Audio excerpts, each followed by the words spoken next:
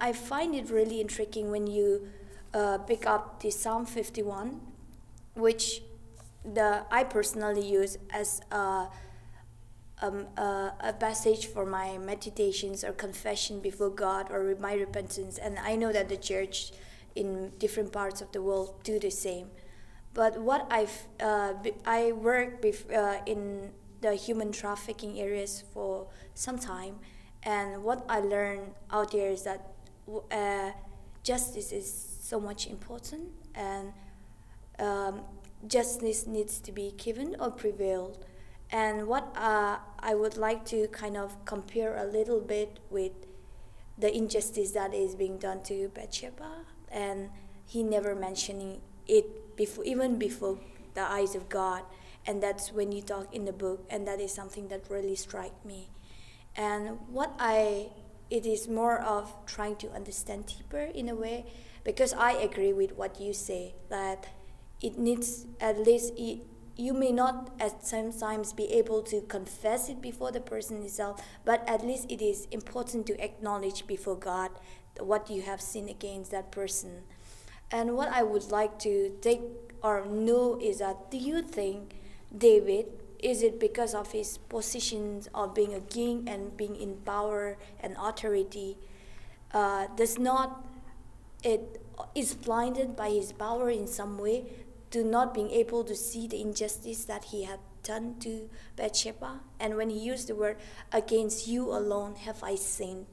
And how can he fail to realize or recognize or even to address that injustice has been done to a person who is voiceless, and a murder has been committed, but yet he refuses to confess even before God? Is it because he thinks that he is king and he is in power and he is accountable only before God and not accountable to the people that are below him? And do you think this can be, I feel for me it's relevant even in today's context. They think the people in power, the leaders, the politicians, or even the church who are on the top position, they think like, when we commit sins, do we fail to acknowledge even before God, forget about, addressing or asking for forgiveness to the people whom we might have, or fail to ask for forgiveness? And do you think, is it a lot of things lie in the power and status that you think you are blind at, that you're just accountable to the people who are above you and not below you? Yeah. Now your questions specifically about David, why he did that, is really, quite. We can kind of assume a lot of things. Why he did this? Possibly, it was just the social structure in which he lived. The patriarchal, structure. Because in another study you see the same. Even when his daughter was in trouble, and he just doesn't even bother that something has happened. So in the same chapter, what happens between Absalom, Amnon, and Tamar and him, the same problem. So what I think, maybe because of the patriarchal nature of society, that might be one reason. Just anything that is done against a woman is not considered as a problem at all. But then in this text, not just against a woman, then about Uriah, Bathsheba's husband, then also, the entire people, who actually trusted him, who had. So there are possibly, as you said, like maybe because he thought that he's not accountable, he doesn't want his position and power to be threatened. So there might be lots of reasons. But really, my focus is more on that text, because we also for last many centuries have been passively using that text. So that is actually my main reason. And like you said, even I pray to God for forgiveness of sins and confession of sins. And Psalm 51 is personally very helpful. But the problem then in two ways. So one is actually when he says that I sinned against you and you alone. which is not right. And so, I mean, we can go to that question why he did that, but definitely what I see there is, as I have pointed out, the first person singular. Like everything is, about the sinner, and the sinner who is actually in a difficult situation because he needs forgiveness. Okay, so the problem is definitely, as a sinner he needed forgiveness and he is asking for it. But then that is half of the story. So that is my whole thing. So when we use that psalm, we use that prayer even in our everyday prayers. We need to open our eyes to the unnamed, I mean to the unmentioned victims who are there. So a confession of sins then cannot become a kind of just a matter between you and God. I mean, and in fact, in reality, many times it is easy. And as Jesus has already pointed out in Matthew 5:24, or later, John in John's Gospel, John's epistles, you see, like it becomes quite easy for us to reconcile with God. I mean, at least the way we think that we are reconciled. So we come and to the altar and we do things, or we say that I love God, but then John asks, if you say you love God whom you have never seen, but you have not, you are not loving your brother, and you are a liar, basically. So the whole point is then, when we have committed a sin and then we ask for forgiveness from God, then there is always the other. So it's again, going back to the greatest commandment, image. In a triangle, it is not simply, between you and God, and then, you have sinned against neighbors, and then you just don't talk about that. But then see, there are that three lines in the triangle that makes the relationship full. So that is a major problem when David says that I have sinned against you and you alone, which is actually it's only when he asks, he's concerned about himself, and that is actually only half of the story, obviously. But then the problem is also, for, as I said, 2000 years, the sin. I mean, as I quote from a book, which is a very beautiful, beautiful book, that the other side of the sin, sin from the woundedness, I mean, sin from the perspective sinned against, sin and woundedness from the perspective sinned against, which is a beautiful book that actually tries to understand the whole concept of sin, from the victim point of view. So the justice issue comes only when you talk about the other. I mean, today morning as I was actually reflecting on this text again, I was reading, maybe I thought maybe that might be a discussion on this. I was just thinking, why don't even we rewrite our confession of sins in a way that we accommodate what we think about the victims, or what we think at least the victims will feel about the sin we have done, or the crime we have committed, the mistake we have done. I mean, that is possible.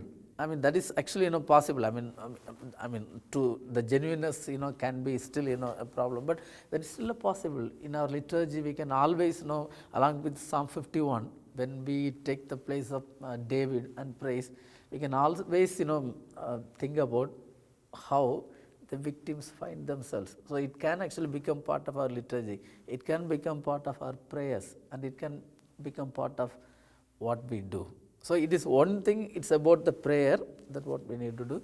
The other thing, it's obviously about justice, which is actually, you can't be just asking something as if he is asking from God, justice for himself, just kind of, do, everything, act, justly towards me, forgive me. This all, so his sense of justice is more in terms of forgiveness.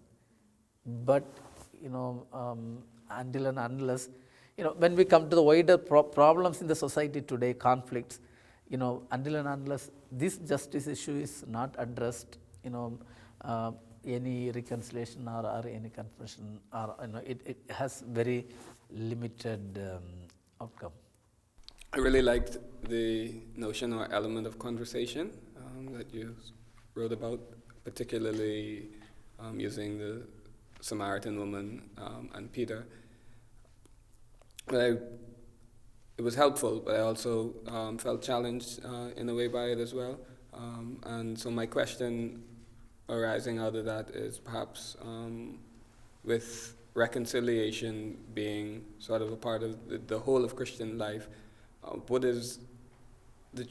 should be the church's response to persons who don't want to come to the table, to even start that conversation, and also even within Christian communities and Christian denominations, persons who don't want to come to the table. What is the Christian response in light of reconciliation to that?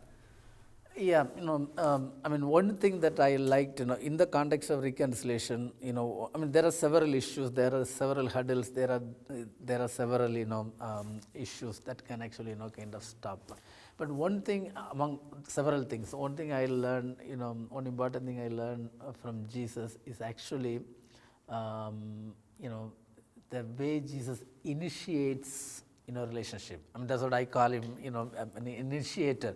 Because, if there is a problem that has to be sorted out, there has to be a solution, you need to, sort out, then somebody has to take, somebody has to initiate, take the initiation, which is very, very important. And when we read the gospel, in several places we'll see Jesus, himself, of course, when others request, Jesus goes and does, things. That's one set of thing.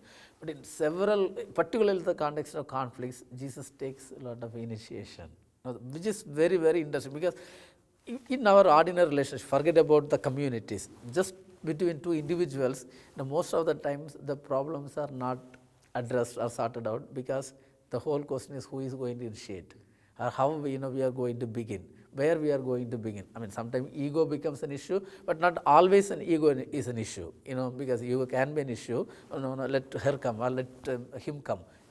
Okay, that is one thing. But also there's a lot of struggle, questions, whether this is the way we do, whether this is correct. Oh, I have done all these. So you got actually lots of things, and Jesus just kind of takes that initiation, in a very. So his conversation with the Samaritan woman, without minding all the conventions, the barriers that happen, was actually a good case of course. Then and I see it's very interesting. Though we go to John 4 quite often, with that text, for various things, but then I was just seeing that the every answer she gives, actually the conversation can come to an end. The way she asks the questions, or gives a response, she just wants to seal it. But you will see, Jesus actually kind of builds it further. Asks, and that is actually something that I really like, and that's very important for the context of reconciliation. So what we learn from Jesus in terms of this initiating and keep the conversation going. Similarly with Peter. Again, you see, we can just, visualize it, we can just picture, Peter, after he betrayed Jesus, there have been some encounters, but he was always hiding behind, because he knew. But then, Jesus just waits for the right time and then again initiates the conversation, because that is both, of course, that we have all these bilateral talks between the countries, and which are kind of basically, you have to, and today also people say exactly, if you when we read the political columns, people, generally, people say that, let there be a conversation, let there be a discussion, somebody initiate, so that these problems that the world is facing today, just, kind of.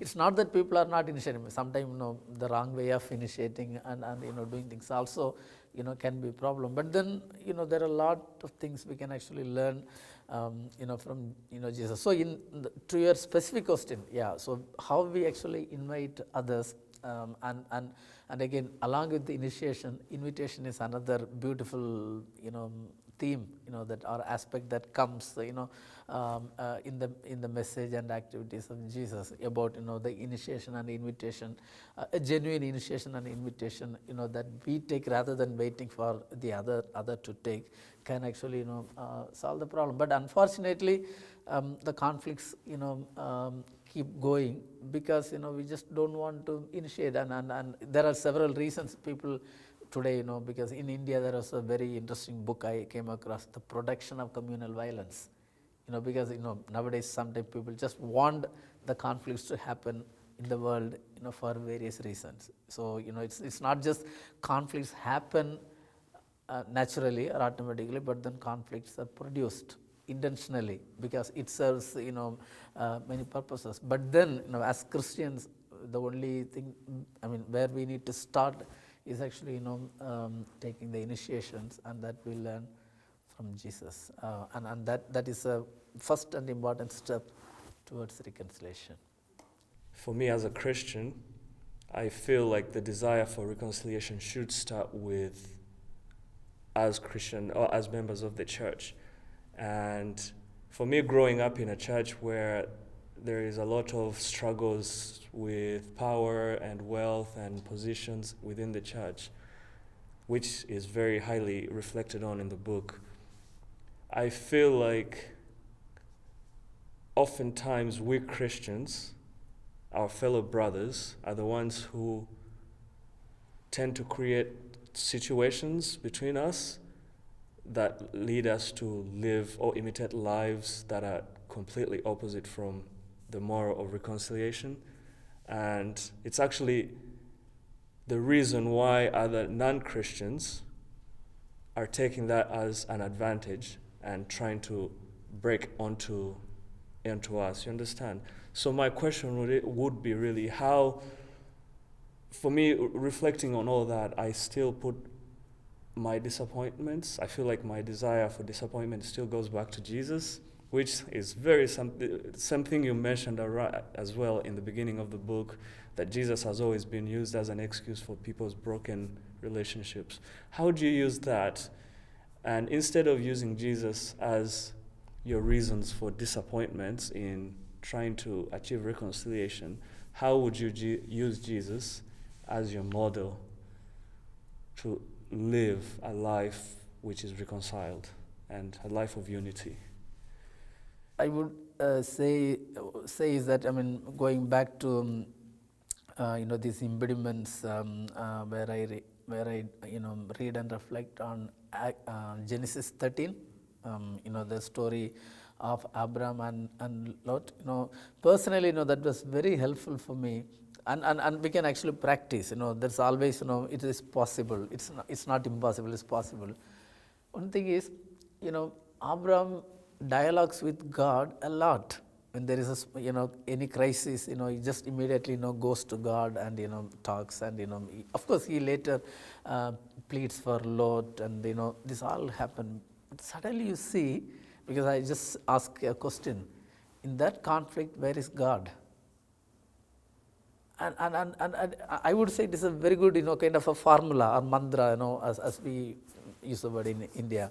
In every time there is a conflict within the church or with others, we can always ask that question, actually, where is God?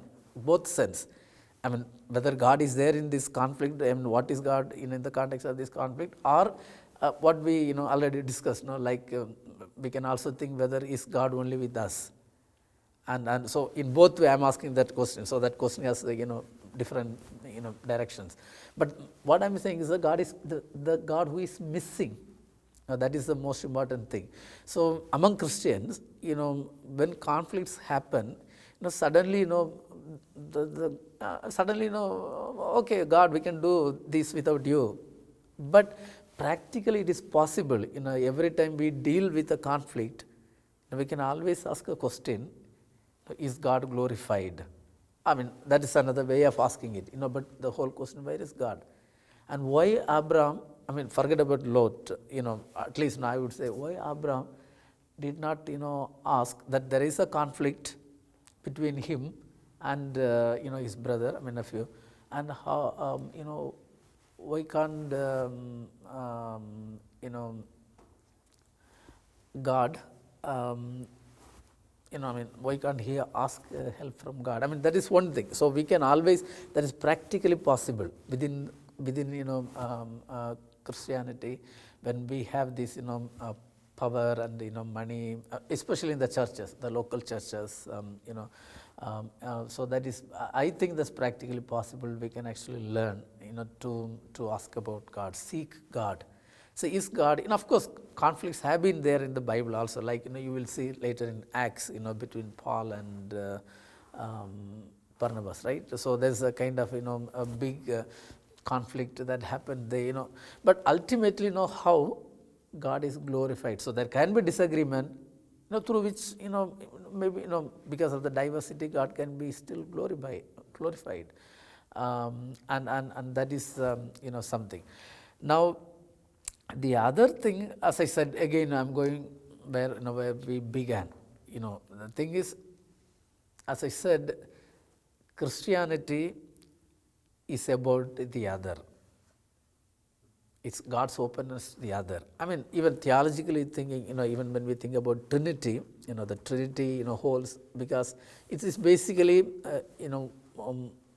God's openness to the Son, Son's openness to the Holy Spirit. So it is a kind of some mutual. Otherwise we can't even think about Trinity. So the towards the other, that aspect is actually part of Christian life, theology, and so if that other is lost, we can't really think about reconciliation. But we will be able to propagate. It also goes to the question of evangelization. We will be able to actually proclaim the good news only when the church is able to walk with the victim. And the other, in the context of conflict in Christian life, is always the victim. Of course, now we have these problems of everybody claiming to be a victim. Even the big nations today, immigration, because of immigration, even the wealthy, rich nations, they are like, they consider themselves as victims of immigration, or victims of other things. We have that question to be addressed. But the thing is, actually, I would say that the Christianity historically has grown, and the significance, its impact has extended only when it walked with the victims. With the victims, and of course there might be other factors since Constantine's period that has contributed to the growth of Christianity. But for me, they all are actually limited, shortcoming. The real influence of Christianity or the real impact on the growth of Christianity has come because whenever it has lived that, the Christianity as a religion lived that the life is for the other. Lived out, or the life is for the victims that we need to take seriously. Early on, you also mentioned about how God's original plan in creation was so that everything could live a reconciled life and learn to live with one another. He obviously created the heavens from the earth, not to show not for one to show supremacy over the other, but so that they can live together. And so taking that notion and relating it to diversity and coexistence with each other, do you think we as Christians and other people of different denominations and beliefs and non-Christians in that regard, do you think if we move towards reconciliation, won't that be a way to kind of get rid of, because for me, I think if we try to be close to each other and understand one another, we're indirectly kind of getting rid of that diversity between us so that we can all be one. Wouldn't that, in a way, be going against God's original plan of the world? My beginning of, with the creation is, it's also a kind of a theological struggle for me. Though I have not decided to go more in that, because I have heard somebody telling me when I was just doing The Second Corinthians text, about reconciliation is also quite, highly exploited text or misused, because we just begin reconciliation, but then that is fine. But we also limit reconciliation to that text, which is a point. So for me, I exactly felt the same, but not with actually the Corinthians text, but more the theologically, for last 2000 years, maybe starting with St. Paul, we have this, very understanding that reconciliation actually begins from Genesis 3. Reconciliation, was needed between God and human beings and human beings and human beings, because there was disobedience, by the human beings, and eating of the apple, and all that, because you see, that has been the second Adam image, that is popularized by Paul later. But somehow, that has become a theology of sin and theology of reconciliation. And theologically, I have actually a lot of struggle with that. I'm not going into that, but about the sin concept, but about the reconciliation. So for me, what the problem is, in a way, we begin from a negative thing. We begin with a negative thing. Okay, reconciliation is needed because there has been a sin. Okay, and for me, it's not that way. It has to be, kind of, I wanted to think that more of a, positive way. Reconciliation was possible. Okay, so rather than reconciliation is needed because there was sin, for me, the way I want to put it, reconciliation was and is possible because reconciliation is in the wider plan of God, even when God creates the human beings. That's the reason I go to the wider, I know that, some people will have great difficulty, in going beyond, Genesis 3 to Genesis 1 to talk about reconciliation. But then in reality, that starts with a positive thing, because God's compassion, God's, openness to the other is available, that the reconciliation became possible through Christ, later. So rather than, it's not simply about the question of need, but it's a question of possibility, which is already in the wider plan of God. That's the reason the creation becomes, a very, very important thing to talk about reconciliation.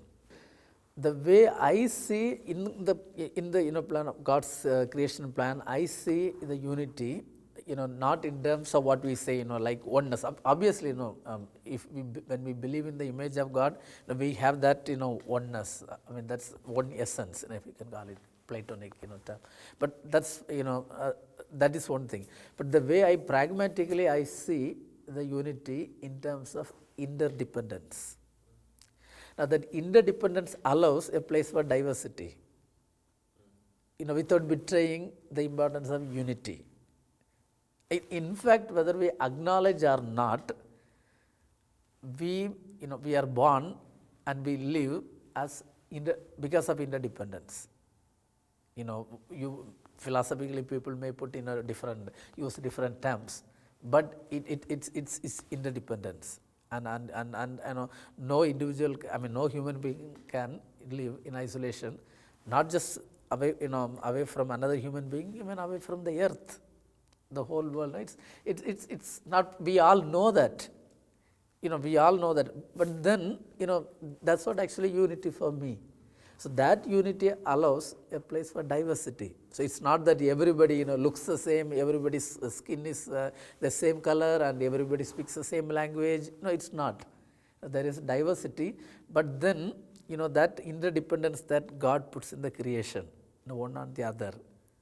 That actually talks about. So it's really not a question of diversity against unity that I find in creation, but unity when we understand through the lens of interdependence on each other, and then we also allow place for diversity, which is which helps us to live as a reconciled community.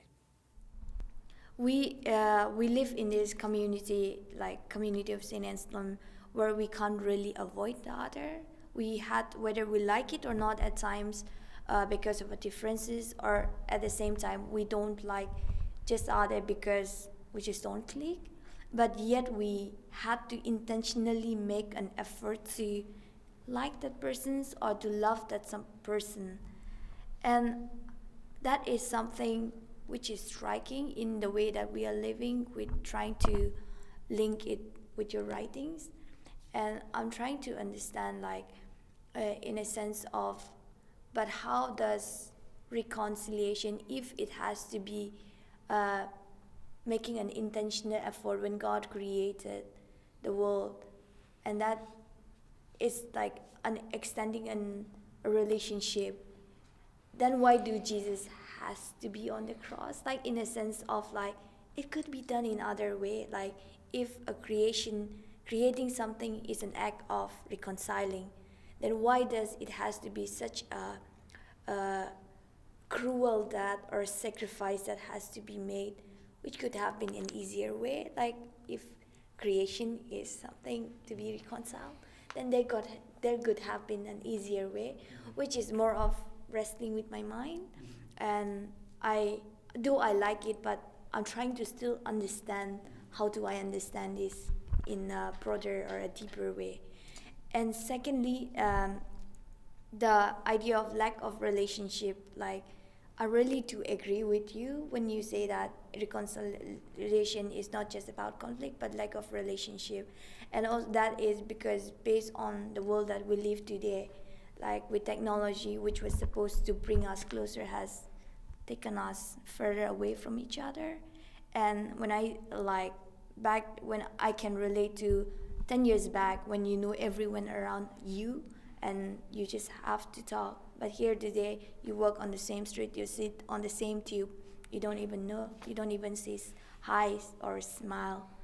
Does that, like, and this happens not only in a non-Christian, like, or people of other faith, but even within the churches, you know the person that you choose to know or you have known, but the others are always a stranger, and there's always never an intentional effort made, except when we live in a community, which I'm really proud to be a part of the Community of St Anselm, which makes us realize the value of that intentionally making relationship. So how far should we as Christians or as a church should push towards this reconciliation, not just as an act of reconciling or the broken relationship, but I strongly feel it needs to be emphasized that reconciliation is a lack of relationship, and that's when the church needs to take seriously.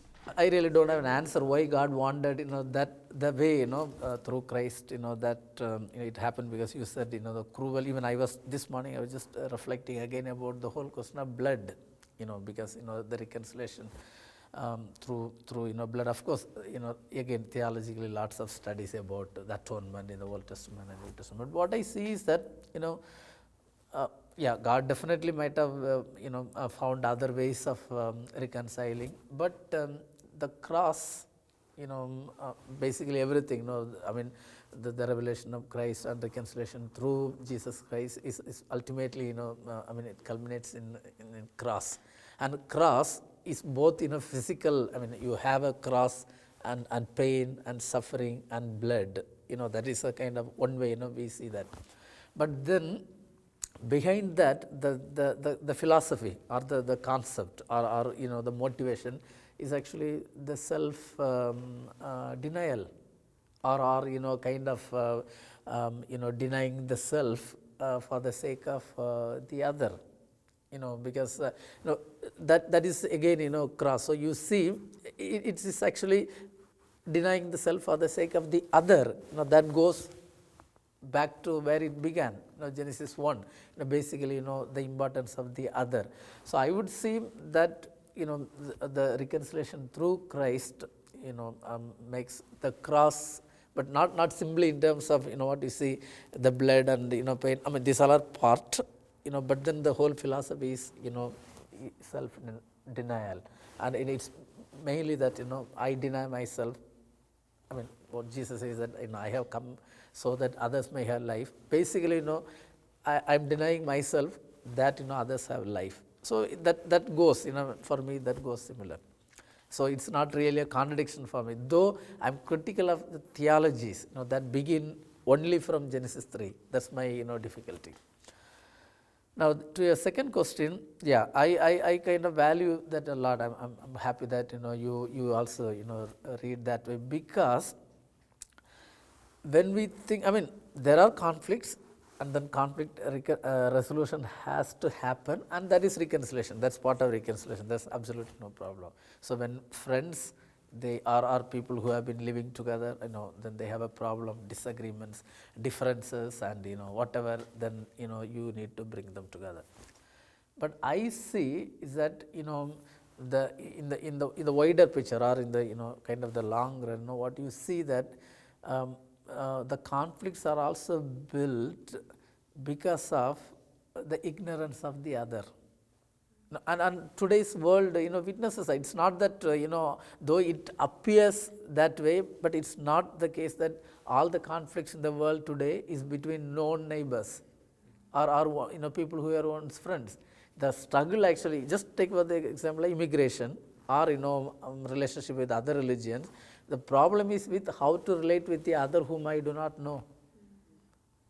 So we tend to, because of the violence, because of the blood, and because of the suffering involved, we tend to go more to the conflicts, between neighbors, or between people who already know, and we need to bring them together. Like maybe we can say Europe. Now the whole European Union concept. I was reading a beautiful article the other day. Is because people wanted to live a quiet life. They want to live, because of the war, because of the conflicts in the past. But then the same author talks that the same European Union now also is a good like a good garden, but has a wall where others cannot, maybe like people from other continents cannot easily get into that garden. The author says that the point is actually your conflicts have given you a good that history helps to live together, overcoming the conflicts of the war of the previous centuries. But that is one one part of the reconciliation. But the other thing is there are walls, and are people whom we may not know at all, and how actually we are going to interact with the other, or integrate the other. So the lack of relationship, I would say, is equally, if not more equally, an important thing that we need to consider, because that is so. If we try to understand each geographical problem, then we will see whether it is between the friends, or between it's also, or it is a problem of an ignorance of the other, or hate for the other. Means, okay, you are not like me, so I don't want to even know about you. I don't even want to bother about you. So the creation again gives me becomes as a good it gives me the basis, or it becomes a good resource for me to think about reconciliation, because it comes from an initiation to overcome that lack of relationship. That no, the human beings were not asking for that relationship. See, that is very, very important. So the other was not asking for that relationship, but it is God who can exist without that other, who can exist without the other, actually creates a relationship. So that lack of relationship actually overcomes intentionally, voluntarily, with from God's self, and that is actually very important, along with conflict resolution, as you have observed. I wanted to stick with kind of the theme of the church and ask about reconciliation, sort of being able to go on simultaneously in different contexts. For example, there are a lot of persons now who say that, well, before the church should be active in sort of mediation, or active in sort of reconciliation with persons on the outside, that the church has a lot that it needs to sort out sort of on the inside. And so the question is how or should we sort of be able to work from within and without at the same time? And the second part, how how do we go about, for example, in situations where the church may not be directly involved, but still called to sort of mediate, where there are two persons, two parties that are not willing to sort of come to the table or get the conversation started. How do we go about that? Yeah. One thing I need, though we have been, doing, maybe I just wanted to also make clear when I, kind of, wrote the book. Of course, it is really not, given as an answer to the problems. Okay, because I mean, it is really, reconciliation is the theology, as Archbishop Justin says, it's gospel, and also it is a practice. I mean, we have to, practice. But then the book. I really, have not kind of trying to make this as a source book, resource book for, kind of the, for the practitioners of, reconciliation or, what to do in the context of conflict. Really, because, that's really more than, I mean, because conflicts demand, different responses. And of course, the whole idea is that in the church, this should be reflected further, and and I also know that everybody would not agree with what, because not simply because of the ideological or theological position, but also because of the context of conflicts which are different. You have our context of not just conflicts, the very the cultural, geographic, and different kinds of context is different. So both the nature of conflict and the context different, that people would be able to especially during this Lent time, Christians and others may want to reflect on in such a way that how it can actually equip us, help us to think further. So really that's really not the point is really not to keep that as a to give an answer, because when I was presenting about the book in some other forums, people were just mentioning Brexit, this or that, okay, how, yeah, each conflict, each context is a complicated thing. But then, as I said, at least as Christians, if we have this, for me, I mean, my takeaway, from the book, I mean, maybe two major words, I would say that it's like the whole question of the other. So the Christianity is what I call other-centered life, and that we got ample evidences. It's not that I'm telling something new, and for me everything else actually comes within that, and you can't really say that this is more of a social or moral, ethical, then whatever way you categorize, I mean, name it and say, oh, this is not spiritual. No, I don't see that way. For me, in spirituality and in theology, in everything, for me, Christianity is actually something to do with the other, from the beginning to the end. So and if that focus is lost, for me, Christianity ceases to exist. Because if that focus on the other, and we will not be talking about and then the second thing, obviously, that's more of that doesn't happen maybe from the creation, but then that later happens, is the whole thing is actually in the light, I mean, reconciliation, thinking about in the light of the victims, and then here we need to be a bit careful, because like in Psalm 51, the perpetrator can appeal as a victim. That's possible, that is needed, of course, because of the guilt, and you need forgiveness. So I'm not saying no, so that's essential. So the perpetrator becomes a victim and seeks forgiveness from God. But then, more importantly, the victims of the sin. So so perpetrator is here, but then the victims, and we need to also see reconciliation, through that lens, what Christianity, is in the context of victims, or what God, is in the context of victims. Again, the other, and then only we bring the justice question, into that. So for me, I would say that, I mean, these two ways, we can. It's not easy. I'm not saying, as I said, it's not an answer. It is not, easy, even for me. I mean, when I say, why I say even for me, because I have written that, it's not that, I consider that is easy. No, it's